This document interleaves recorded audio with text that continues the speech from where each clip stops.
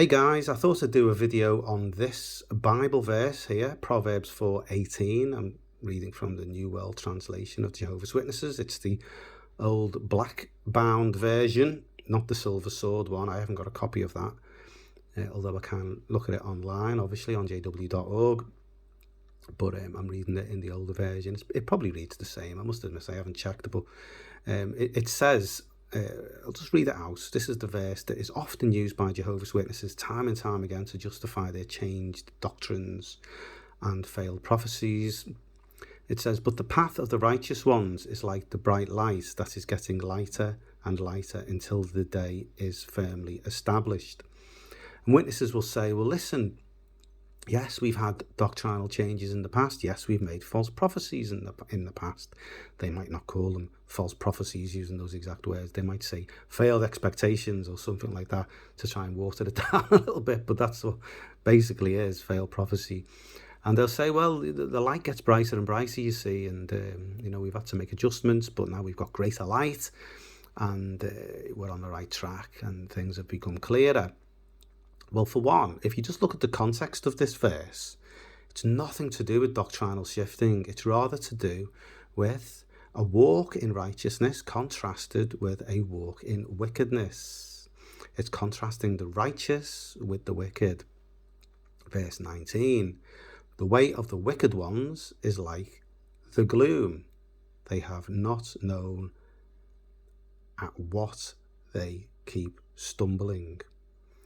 So the righteous one is walking in the light. It's a walk in the light, which is quite interesting. Jesus said, didn't he, in John 8:12, he said, "I am the light of the world.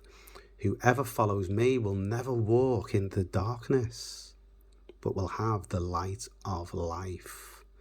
I think it's a reference to Jesus here as well. This walk in righteousness is referencing Christ.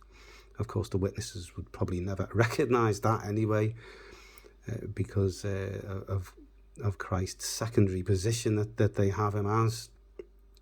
And they just wouldn't recognize that because there's so little focus on Christ anyway. But yeah, it's contrasting this walk in righteousness in the light with the way of the wicked who walk in darkness, or as this translation states, walking in the gloom. Nothing to do with doctrinal shifting, nothing to do with failed prophecies, but witnesses will often use this, and they'll throw it out there so often in conversation that I often wonder whether many of them actually even look at the next verse and look at the context to see that it is actually it's nothing to do with doctrinal shifting. It's to do with a walk in righteousness contrasted with a walk in wickedness. Because when you're speaking with witnesses, many of them will just say, oh, well, the light is getting brighter and brighter, you see, and things are becoming more and more clearer. They just throw it out there that I think really the phrase "the light is getting brighter" has just become part of the Watchtower jargon that is often spelled out amongst themselves, and the things that they automatically spout out to people who challenge them concerning the past changes, concerning the failed prophecies. I do wonder actually how many of them look at the context at all.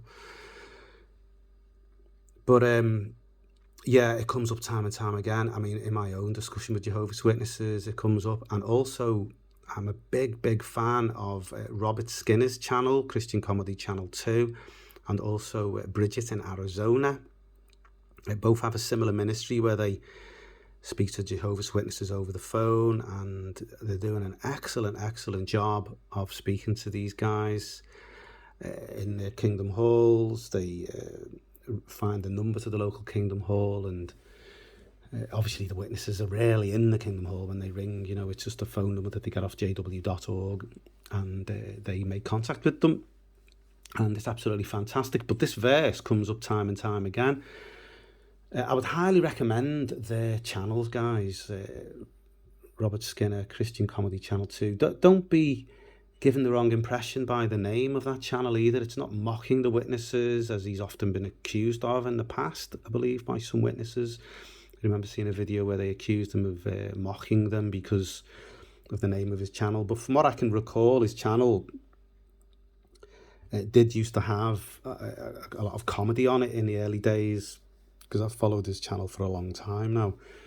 and he had a lot of bits of humour. Nothing wrong with that. Humour on all kinds of subjects and issues, and he still has a bit of humour on there. Some video clips of various old comedy shows and things. Some of which I quite enjoy and quite like myself. But the vast majority of his videos are phone conversations reaching out to Jehovah's Witnesses, and Bridget's is the same as well. But yeah, go and show these guys some love, folks, because I think they should have a lot more subscribers than what they have currently got, because they do an excellent job, very scholarly, very very great research that these guys are doing, and really underrated.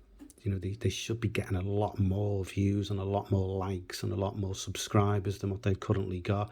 I would highly recommend them.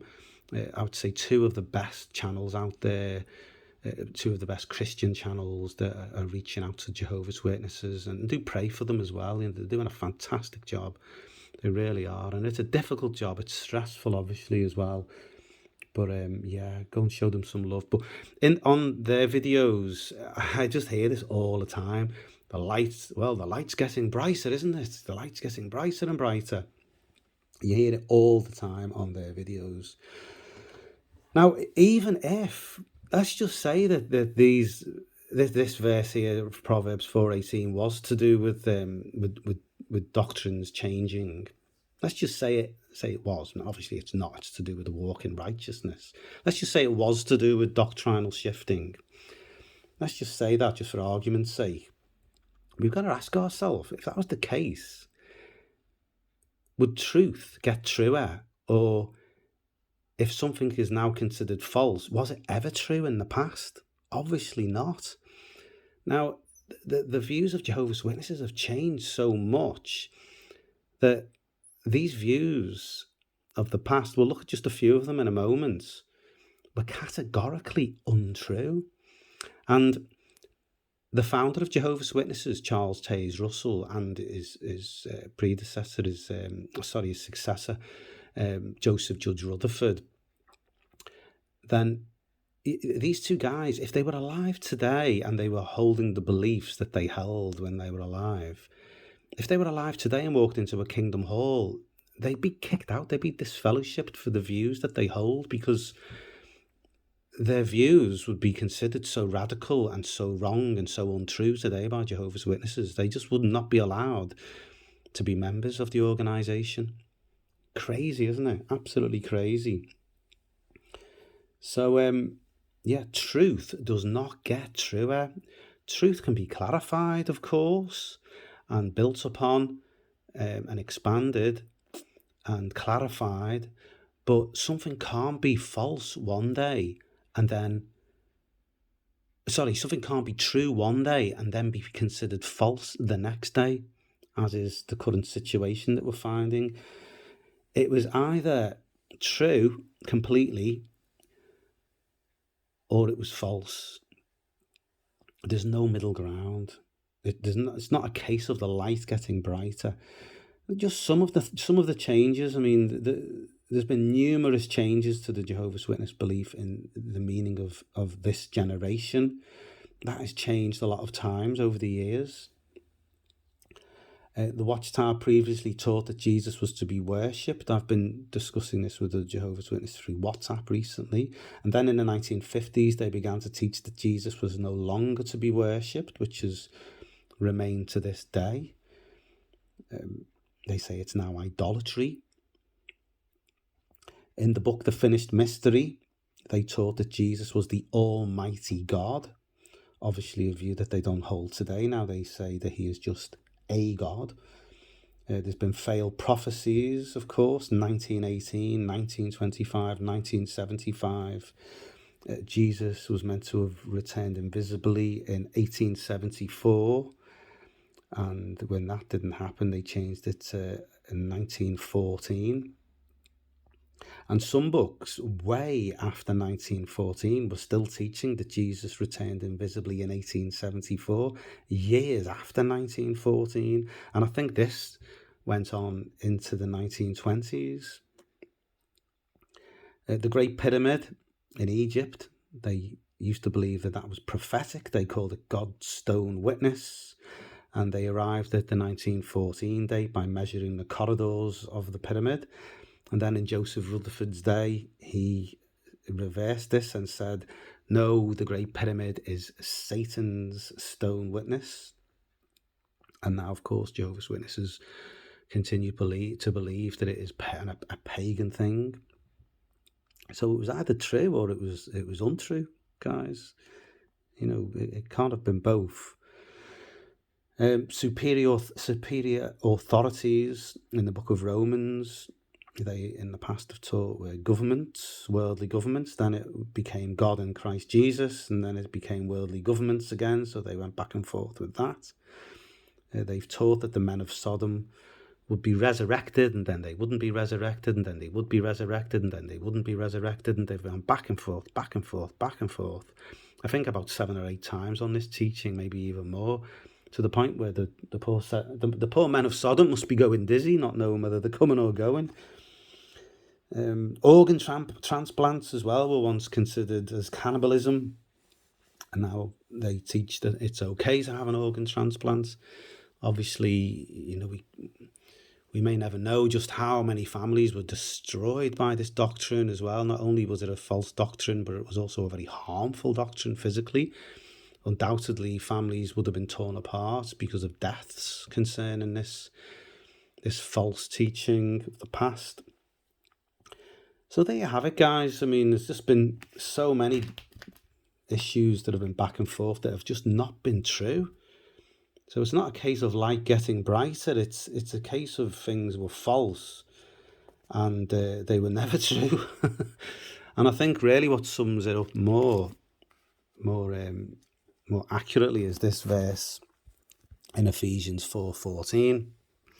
It states, in order that we should no longer be babes tossed about as by waves and carried hither and thither by every wind of teaching, by means of the trickery of men, by means of cunning in contriving error. I think that really sums it up really just so clearly. This is what's going on. This is the situation, guys. It's doctrines that are being blown people backwards and forwards. And it's the trickery of man, the deceitful scheming of man. Obviously, this could have been written just purely for the Jehovah's Witness religion of the Watchtower Bible and Tract Society. I would encourage people to not be blown back and forth by the trickery of men and every wind of doctrine. I would encourage people to turn to Jesus Christ, who does not change like shifting shadows, who is the same today, who is the same yesterday, today, and always, and he is the truth. Jesus said, I am the way, the truth, and the life. No one comes to the Father except by me, John 14:6.